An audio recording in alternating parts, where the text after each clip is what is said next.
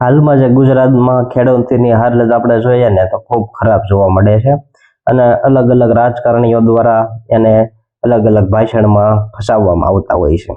જો હું એક ચોખ્ખી વાત કરું ને તો હાલમાં જે આમ આદમી પાર્ટી દ્વારા જે હળવદમાં જે કાંઈ કર્યું અથવા તો કડદાનો વિરોધ કરવામાં આવ્યો અને પછી ભાજપના જે નેતાઓ દ્વારા એને કઈ રીતે લીધું આપણે સૌ જાણીએ જ છીએ. એમાં કઈ ડિટેલમાં કઈ વાત કરવાની જરૂર નથી, પરંતુ હું તમને જણાવું ને તો ખેડૂતની આજની જે ગવર્મેન્ટની પોલિસી પ્રમાણે વાત કરીએ ને તો ખેડૂત ક્યારેય લાભ મળતું નથી.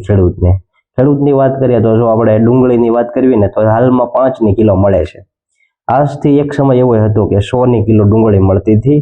ત્યારે ગવર્મેન્ટ દ્વારા બીજા મહારાષ્ટ્રની ડુંગળી લાવવામાં આવતી હોય અને બહારથી લાવીને અહીંયા ગુજરાતના હેડમાં નાખવામાં આવતી, જેના કારણે ગુજરાતમાં જે ડુંગળીનો ભાવ હતો એ સરકાર દ્વારા કંટ્રોલ કરવામાં આવતો, એટલે કોઈ પણ ખેડૂત મિત્રોને યોગ્ય ભાવ ન મળતા. એટલે દરેક ખેડૂત મિત્રોને મારું જણાવવાનું છે કે સરકાર ડાયરેક્ટલી અને ઇનડાયરેક્ટલી તમારા ભાવને નક્કી કરતી હોય છે. જો આજથી કોઈ પણ વસ્તુનો ભાવ વધશે એટલે રોડ ઉપર બેનર લઈને આવશે, પછી કોઈ મેન્યુફેક્ચરિંગ પ્રોડક્ટ હોય તો એનો ભાવ વધશે તો કોઈ પણ જાતનો વિરોધ જોવા નહીં મળે.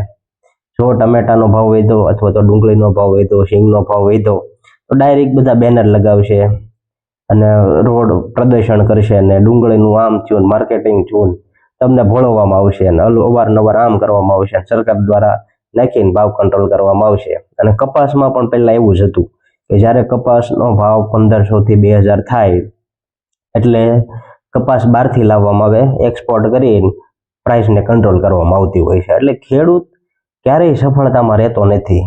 જો હંમેશા કોઈ પણ જાત પાકનો વીમો નથી હોતો, નથી એને કોઈ સંરક્ષણ મળતું, અથવા તો દરેક ગવર્મેન્ટ ખેડૂતોનો યુઝ કરે એ 100%ની વાત છે.